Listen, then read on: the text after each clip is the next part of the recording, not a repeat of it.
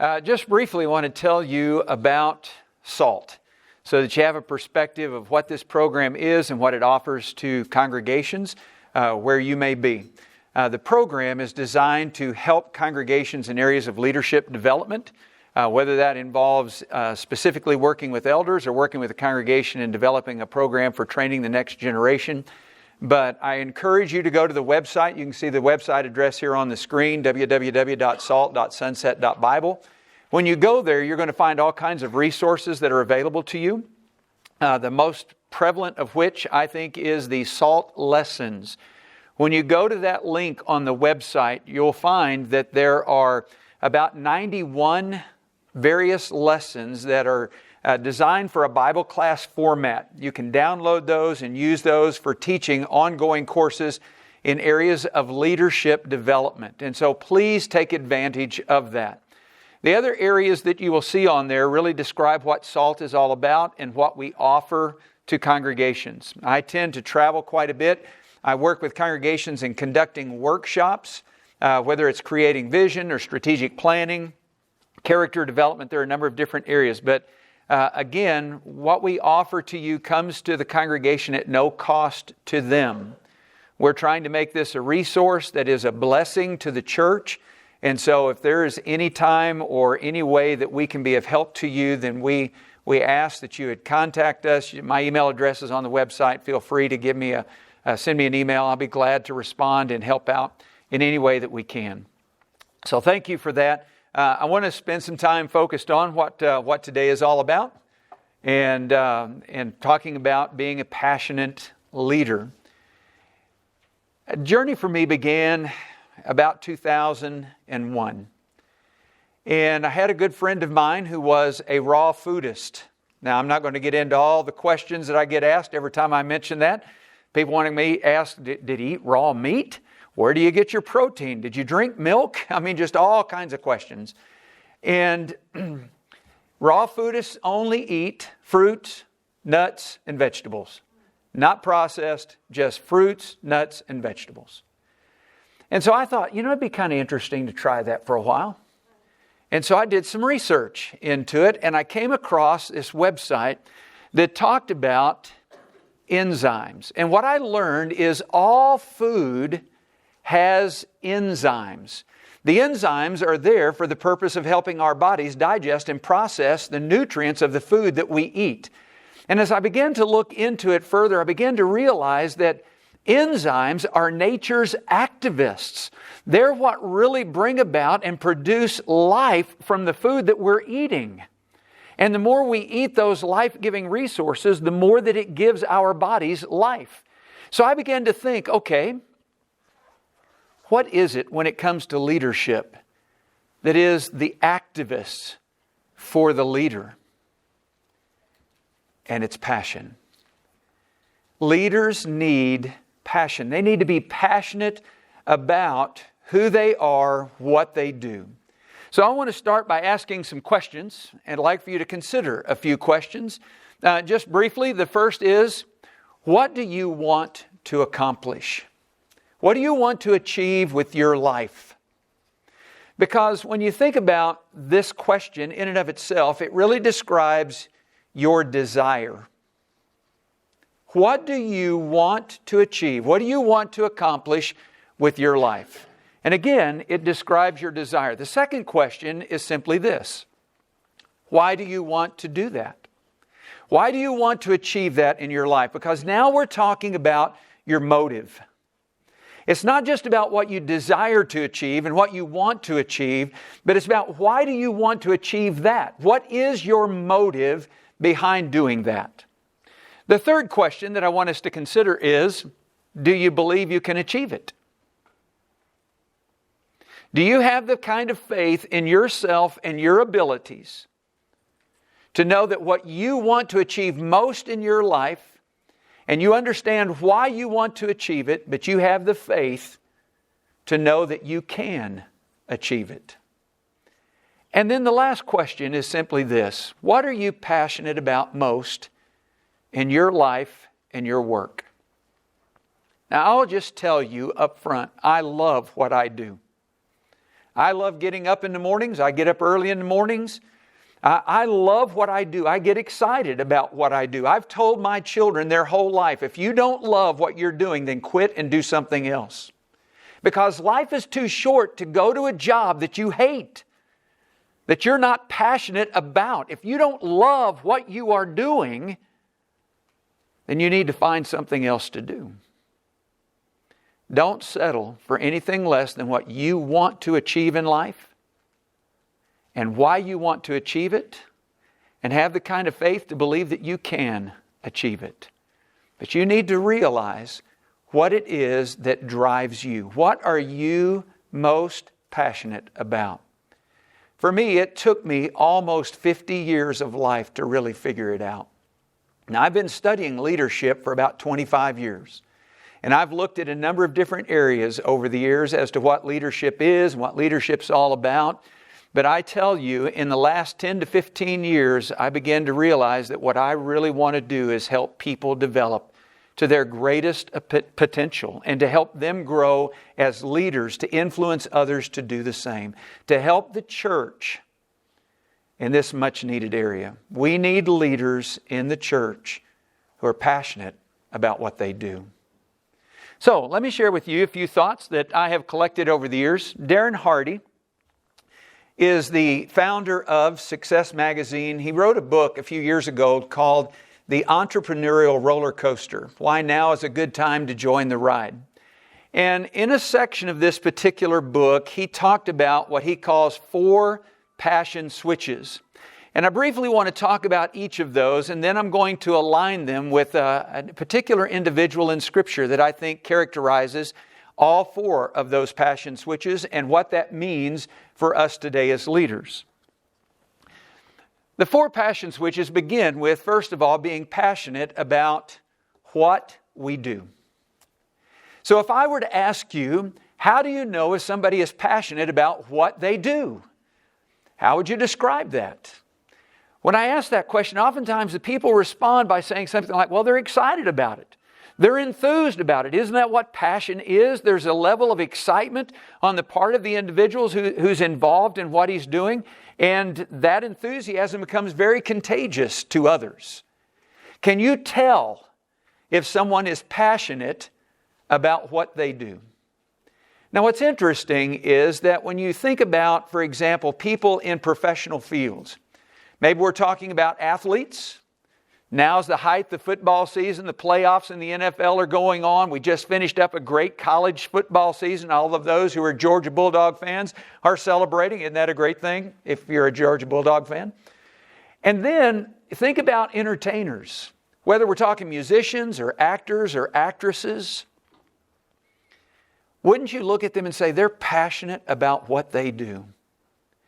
The interesting thing about being passionate about what we do is we tend to watch someone, whether it's an athlete or a musician or in some other professional field, and we watch them for about 30 minutes to an hour or 2 hours, and we think they are so passionate. We rarely understand, nor do we grasp the thousands and thousands of hours that they put into perfecting their professional craft so that you can enjoy watching it for that short period of time.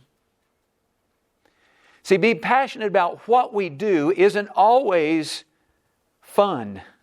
It isn't always exciting, because the level we put into what we do to perfect what we do can sometimes be very challenging. If you've ever read the book by Angela Duckworth called Grit, it's called The Power of Passion and Perseverance. She went around and she interviewed different people from West Point to spelling bee champions. And she wanted to find out what is it that makes those who are winners different than everyone else. Ultimately, she came down to the fact that it has to do with their grit level. You see, they're passionate about what they do. That's why they are willing to spend whatever time it takes to achieve that. The second passion switch is being passionate about why we do it. You see, I asked you earlier, what do you want to achieve in life? I'm on the right track? Yeah. What do you want to achieve in life, and why do you want to achieve it? What is the why behind your life? Being passionate about why we do what we do can be a very interesting area to explore, because we have to be able to examine ourselves to a level to really understand what it is that drives who we are and why we do what we do. I don't know if you're familiar with an author by the name of Simon Sinek. Simon is one of the great leadership gurus of our time, but he wrote a book entitled Start With Why. And in that book, he talks a lot about this idea of we know what we do and we know how to do it, but we don't always know why. And when you look at organizations, you look at people who go from good to great, as Jim Collins would describe them, you're looking at people that not only understand what they do and how they do it, but they understand why they do it. Because why becomes the level of passion. Why do you do what you do? Is it for the money? Is it to change lives? Is it because eternity matters that much to you? Why do you do what you do? And are you passionate about why you do it? The third passion switch is being passionate about how you do it. Now, when we get into the arena of how, we're talking about quality.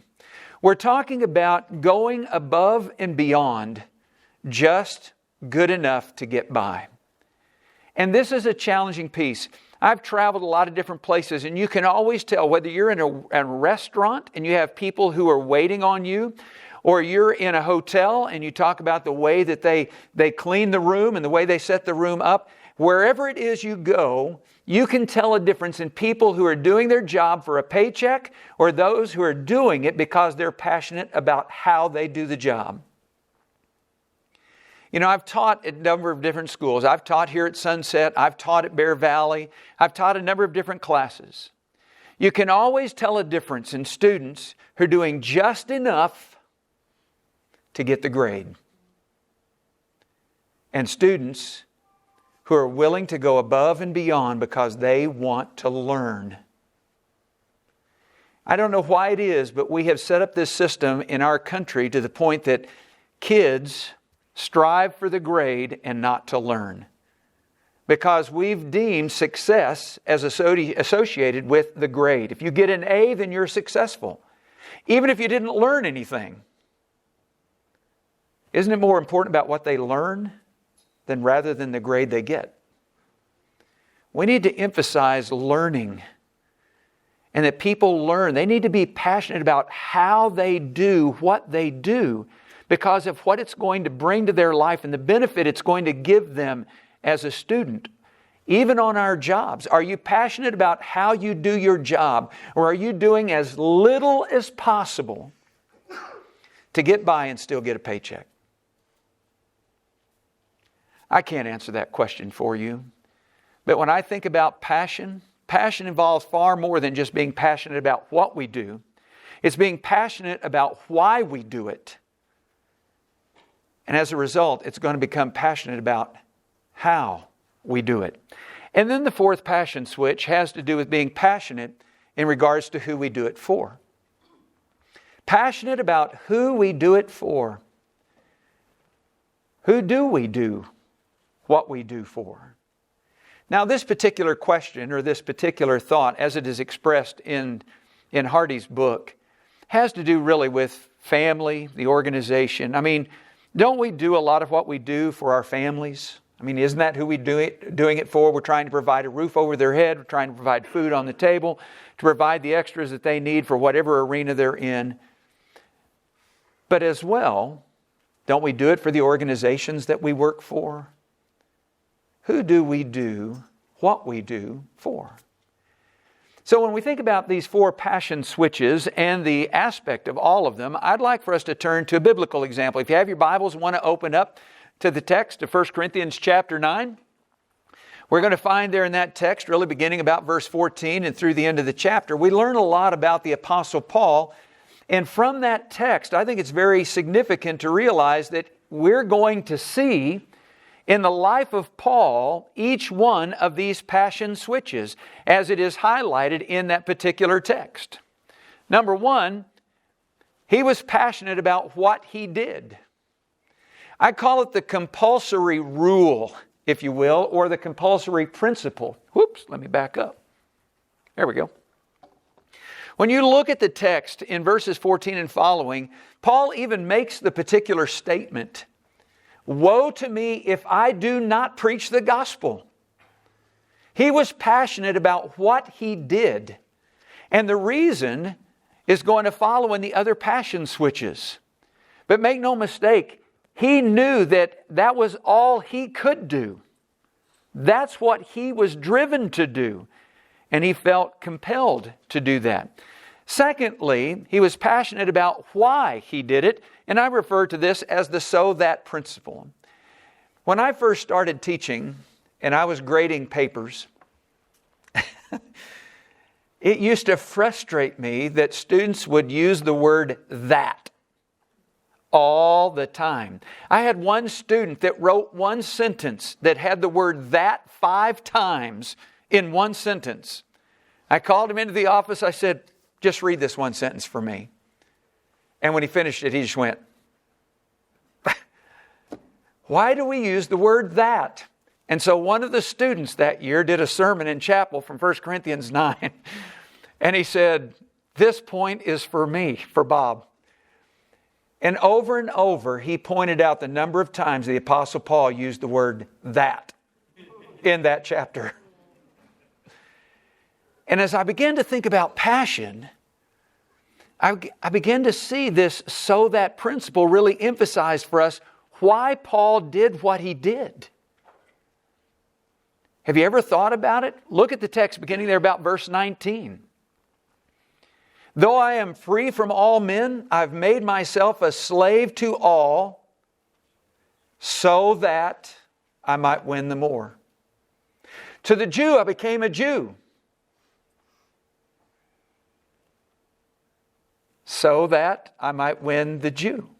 To those who are under the law, as under the law," y'all aren't staying with me here, "so that I might win those who are under the law. To those who are without law, so that I might win those who are without law. To the weak I became weak, so that I might win those that are weak. I become all things to all men, so that I might win the more."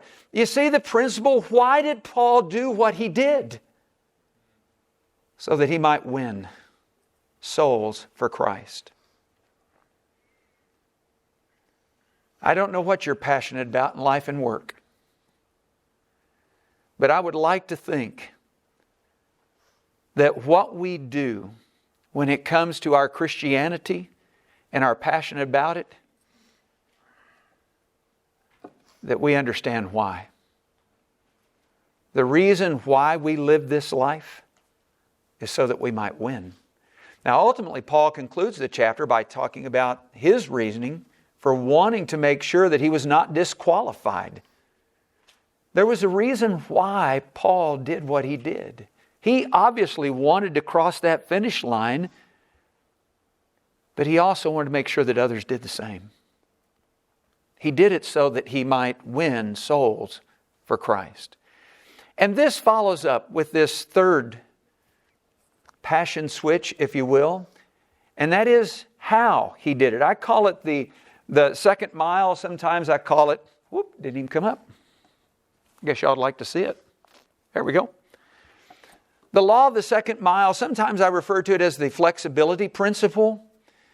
You know, I've traveled to Guatemala a lot of times in my life. In fact, I've traveled a lot of places around the world in my life. But I've been to Guatemala more than any other place. Got some good friends there that are missionaries. And I've been down there about 9 times.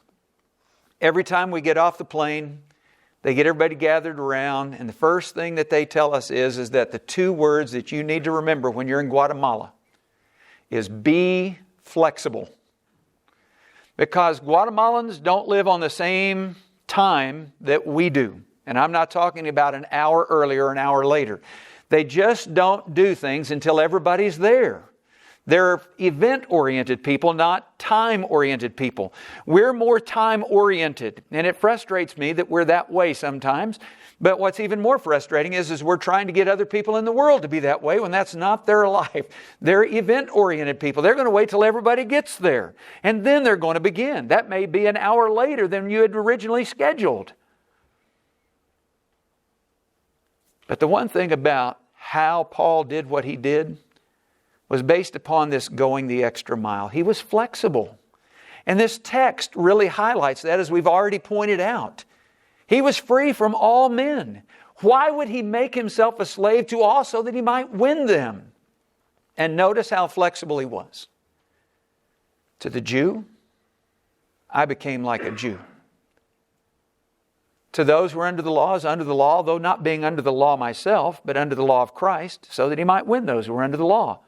To those who are without law, as without law, though he knew that he was under the law of Christ, but he was going to be like them in order to win them. To those who are weak, to the weak. I have become all things to all men. How far are you willing to go? I'm not talking about compromising Scripture. That's never Paul's case. Paul never compromised the truth. But he was certainly flexible when it came to other areas. How about us? How flexible are we when it comes to what we're willing to do to help others? You know, I started this lesson off talking about my journey into raw foodism. I'm not a raw foodist anymore, by the way, but I tried it. You want to know why I tried raw foodism for almost a year? Because the only time this gentleman that I knew, the only time he would talk Bible was talking about food, being a raw foodist. I thought, you know, if I can reach him by being a raw foodist, I'll do that. Would you do that? What are you willing to do? How flexible are you when it comes to trying to reach others with the message of Jesus? Now, I will tell you, I didn't reach him. But I did reach his wife and his 2 kids. All because the relationship was built around what we eat. Interesting, isn't it? Are we flexible? Are we willing to go the second mile? Jesus talked about that, didn't he? Someone asks you to go 1 mile or compels you to go 1 mile, go with them 2. Are we willing to go the extra mile? Are we willing to be flexible in order to reach others? And then the last passion switch that we see is who? Who do you do it for? Now, it doesn't take long in reading any of Paul's letters to realize who he did what he did for. And that was Christ. It was for his Lord. So when we think about this idea of passion switches and we think about our passion as leaders, we need to understand that we have to be passionate about what we do, but there's far more to it than just that. We need to be passionate about why we do this. There is a reason why.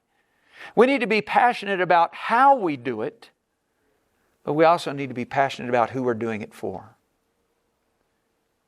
And who we do it for is the Lord. Now, I want to take you into another arena for just a moment. Several years ago, I came across some material. I wanted to find out, how do you determine someone's passion level? How do you find out what somebody's passionate about? Is there an assessment that you can take or some way to determine where people's passion lies? Well, I came across an article from a gentleman named Steve Moore, and he had talked about this idea of passion. And he had a book written that was called Who is My Neighbor? It's Being a Good Samaritan in a Connected World. I don't even know if it's in print anymore. It wasn't at the time, and I don't know if he's had it reprinted or not. He currently serves as the CEO of a company called growingleaders.com. And so I called him, and I got to visit with him. He sent me a copy of the book that he had, and so I got to read through the book. It's very interesting. I want to share with you because he talks about in this book that there are 3 types of passion. And hopefully as you think about these 3 types of passion, you'll see yourselves somewhere in the midst of all of this. Number 1, he says there's an interest-based passion. And then he describes an issues-based passion. Now, let me share with you what each of these are before we get to the third. When we look at the idea of an interest-based passion, we're talking about something very simply that you're interested in. It can be sports, it can be cooking, it can be woodworking, it can be any of these things. Some people like golf. Some people like basketball. Some people like football. Some people like cooking or crocheting or knitting. I mean, what are your interests? And so that interest becomes something you're passionate about. And he goes on to describe that it's something that's pleasurable usually. It's fun, something that's leisurely for you. But he also describes that it's something that maybe you have some natural talent in. Maybe you like these activities because you're fairly good at them. I don't know. But whatever that may categorize for you becomes an interest-based passion. An issues-based passion is a little different because now we're talking about issues that exist. It could be dealing with homelessness, abuse, whether that's mental abuse, physical abuse, sexual abuse, or maybe it's any of the social injustices that we see in our world. So whatever that is, those issues exist. And so these become areas that provide fulfillment. There's a purpose in doing them. We feel like we're leaving a legacy when we're involved in these types of issues. And this was the interesting fact for me, that they usually emerge from some level of experience, either personally, someone has experienced it personally, or someone close to them has experienced it. Not every time, but generally speaking. And so a person gets passionate about a particular interest or a particular issue based upon whether they see this as something that they're good at, they like, that it's enjoyable, it's leisurely, it's fun for them, or it's a particular area that they're concerned about. The third is known as incarnate passion. Incarnate passion is something that is really birthed out of the two that come together. It's an issue that becomes an interest to the point that it drives everything in our life. It's not just something that maybe we have a talent in, but it's something that we have a great desire in. It's an interest, and it becomes an area of issue, of concern that we have for the people around us. So from this, what he did was he developed what he calls a passion pyramid. See how this will come up here? For all of you Mac users, you know the pain that I'm feeling as when you convert something to PowerPoint, it doesn't always work the way you like it to. So he developed the passion pyramid. And the passion pyramid describes 4 different levels of passion. And so I want to share them with you, and then we're going to come around to some significant areas of practical application. The first level has to do with learning about. The first level of passion, whether we're talking about an interest or we're talking about an issue, it's an area that we want to spend some time learning about it. We're going to get books. We're going to watch YouTube videos. We may take a course. We want to just learn about it. And we're going to try to grab all the resources that we can so that we might learn more about it. The second level has to do with getting involved in some activities. Now I'm going to use the example of homelessness.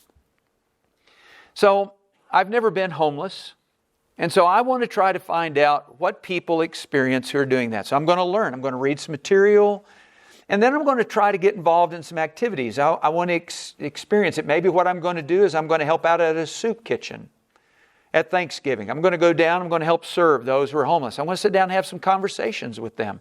I want to find out what their life is like. I want to learn. And so I'm learning, but I'm also getting involved in some activities so that I might be able to learn a little bit more about whether this is something I'm really passionate about and that I'm willing to go further in. So this first level has to do with just learning, and then the second level has to do with getting engaged in some of the activities that surround that issue or that interest that we're talking about. The third level that we're talking about has to do now with influencing others.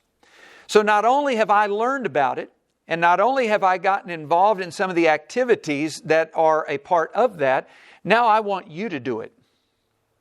So I'm going to start telling you about something I'm excited about. I've been to these soup kitchens, and I've been involved in helping these folks. I've gone down to under the bridge there, handed out socks and handed out coats in the wintertime. I'm providing food for them, and I'm excited about this. I want you to be involved in this, and so would you be willing to come help me do this? So now I'm trying to influence others to do the same. And then the fourth level is even when sacrifice is required. Now, in Steve's book, this, of course, as a pyramid, becomes the pinnacle. And when I think about this, it really should be more cyclical in nature, if you will. Because from my way of thinking, if I reach the point to where I'm not just influencing others to get involved in what I'm doing, but I'm willing to make a sacrifice in order to do this, then I'm going to go back to the bottom of this pyramid and I'm going to start over. I'm going to learn more because I need to be more educated in what's going on in this particular area. And not only do I learn more about it, now I'm going to get more engaged because I'm going to participate in more activities than just at Thanksgiving. And now I'm going to influence more people. I'm going to start maybe my own YouTube channel, or I'm going to start a blog, or I'm going to start reaching out in some ways to every person I know because I want them to know about it. I want them to participate in it because I'm passionate about this. And I'm willing to make even greater sacrifice. And then I'm going to go right back over. I'm going to start all over. So let's think for a moment about our Christianity. When I think about Christianity, and I realize this isn't true for everyone, where would you place yourself in this pyramid?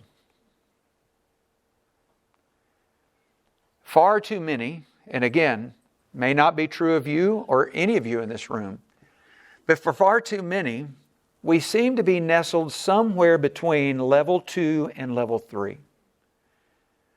You know, we really got interested. Someone introduced us to Jesus and we got, interested in that. We thought, I need to learn more about that. So maybe we started reading our Bible more. Or maybe we started attending Bible classes. And so we wanted to learn all we could about Jesus. And maybe to the point that we're like, I need to obey the gospel. So we got engaged. Now we're involved. We became a Christian. We're attending all the worship services. We're going to all the events. We're engaged in the activities that are going on. Every potluck, we're there. But then, someone says, you need to share this with someone else. Oh, wait a minute.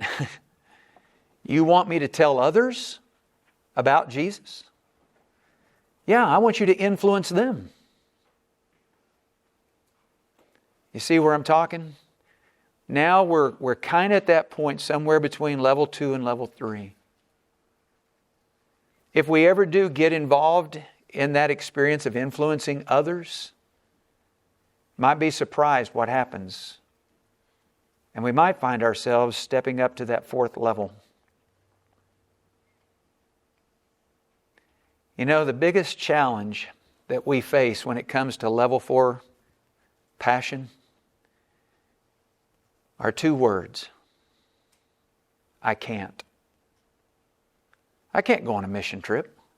I can't go overseas. I can't teach a Bible class.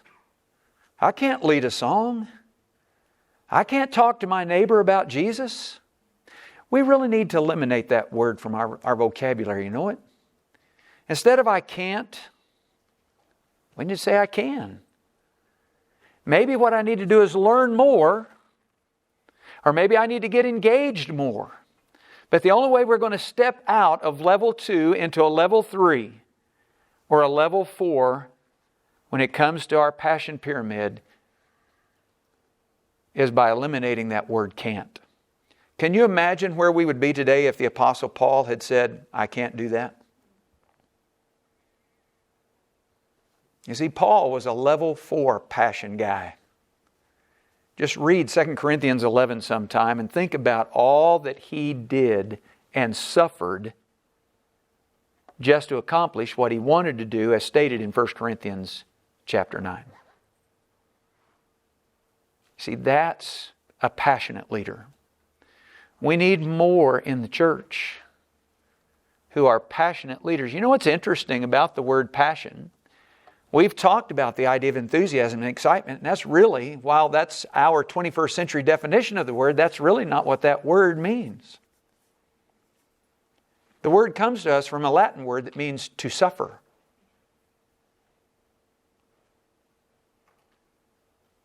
So when we think about, are you passionate? And how desperately we need passionate leaders, we need to understand what the word really means. So I want to kind of wrap this up in just a few moments by talking about a few critical areas. The power of a passionate leader. If we're going to be passionate leaders today, then we've got to see the need that exists. So let me just describe to you a couple of different needs. In our world, we have somewhere around 8 billion people. I can't even fathom. I don't even know.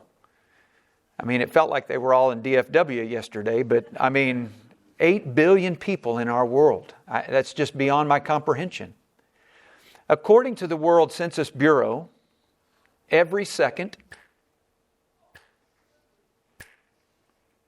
somebody dies. In fact, almost 2 people every second. In the time it takes us to listen to a 30-minute sermon, 3,460 people die. It gives me goosebumps. Most of them, if not all of them, are not ready. Do we see the need? Jesus talked about the harvest, and He talked about pleading with God to send workers into the harvest. And I wonder sometimes if we are not pleading with God to send workers because we're those workers. The other need I want to tell you about, and this is the one that's closest to me, not that the other isn't. But in the United States of America, we have somewhere between 11,000 and 12,000 congregations of the Churches of Christ. About 65% of them, a little over 8,000, do not have elders at all. Of the remaining 35, or approximately 35%, according to Roy Johnson, who is the director of Lads to Leaders, half of those only have 2 elders. 1 death, 1 illness away from having no elders.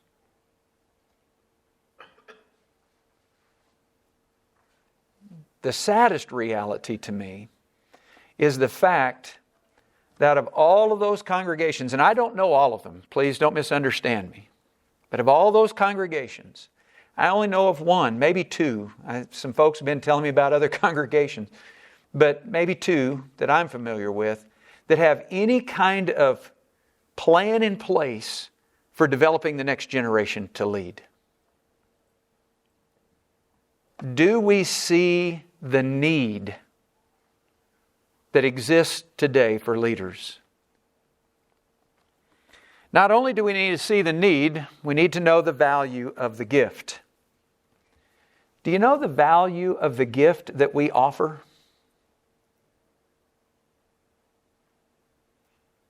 What is it worth? You know, when I look at the life of Jesus and what He offered people, He didn't offer them money. He didn't write a check. He walked alongside them and He gave them hope. Do we know the value of the gift that we offer people? We have hope in a world that lives in hopelessness. Are we going to keep it to ourselves? A friend of mine used to say, no one has the right to hear the gospel twice until everyone's heard it once. Isn't that interesting? And we sat in our church buildings week after week after week after week, sometimes twice every week, to hear the same message over and over and over again, and we won't walk across the street to talk to our neighbors about it.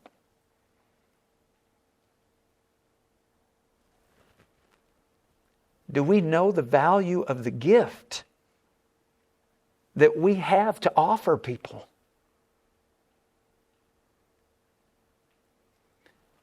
And one of the areas that concerns me the most in our congregations is the lack of our willingness to tap into the resource of our elderly. Let me tell you, as I approach elderliness, my daughter's a nurse practitioner. Her specialty is geriatrics, and I told her I was really glad because I'm headed in that direction. I turned 60 in August, and I know I'm not near, I'm thinking it's a lot younger than it used to be. But are we tapping into this resource of wisdom among our elderly when it comes to leadership? Let me tell you, they've lived through some difficult times. Instead of our placing emphasis upon speed and youth and agility, and why don't we step back for just a moment and say, we need our elderly to help us learn how to lead. And we need to encourage our elderly to not step back and say, I've already done my time. No, you haven't. I heard a guy speak this past Saturday, and he said, there is no retirement in Christianity. I mean, amen is right. We need our older brethren to be helping our younger brethren learn how to lead. And then we need to understand the sacrifice that's involved. What is it going to cost? Now let's take money off the table, because generally money is the first thing that we think of. What is it going to cost us? As a passionate leader, what is it going to cost us to reach the lost? Time. Time. Are you willing to give that time? What sacrifice are we going to have to make to lead? You know, it's fascinating to me. I've asked this question over the years. What sacrifices do leaders have to make? And I've received a lot of good answers. A lot of times they sacrifice time and money, family. There are a lot of areas that leaders have to give up in order to lead. But as we think about this last piece here, it's about asking the question. And, you know, I've kind of determined, now I may be wrong, but I think the problem is we've been asking the wrong question. Because the question that we generally ask is, what sacrifice am I going to have to make? What am I going to have to give up?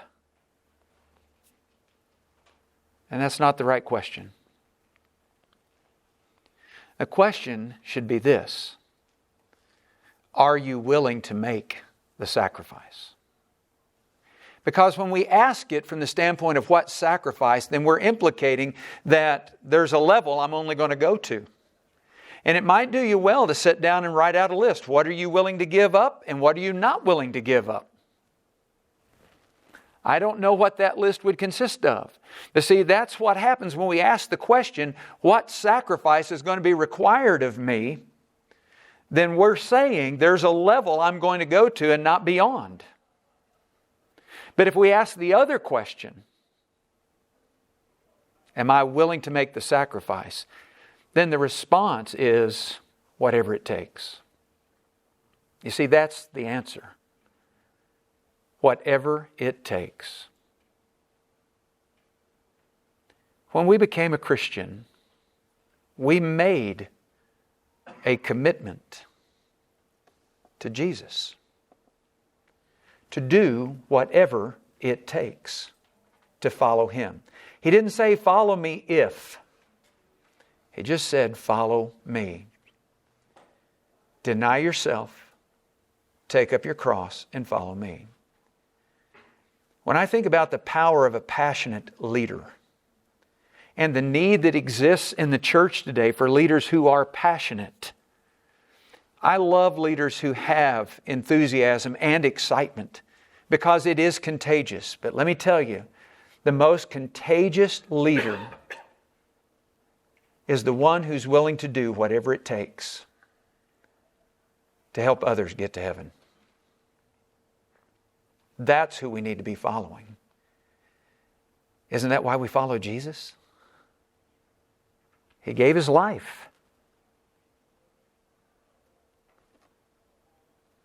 Is there anything less that we should give? Be a passionate leader, because passionate leaders will change the world. Because they see the need. They know the value of the gift. They understand the sacrifice that's involved. And they're willing to make it. And when they do, they're going to change lives. That's what I love about passionate leaders. And what I pray that I can be in my life. And I hope you pray the same for yours. Thank you all for being here. I know that we're supposed to wrap up here and give you all a couple minutes to get things going.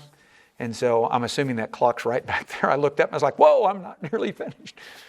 But thank you for being here. Appreciate you coming and being a part of this session. I am doing another session following this one that's going to back up to this one. We're going to talk about the idea of navigating the zone of leadership. And so I'll tell you more about that when you come back for the next session.